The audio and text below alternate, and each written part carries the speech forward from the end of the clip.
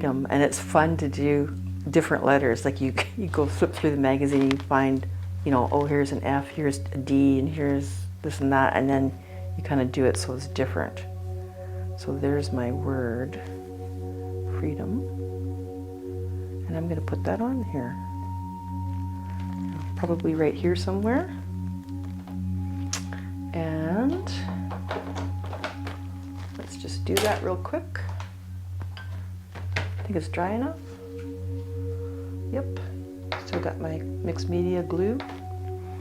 Okay, well actually I better sort of set it first on here so I don't glue them in the wrong spot.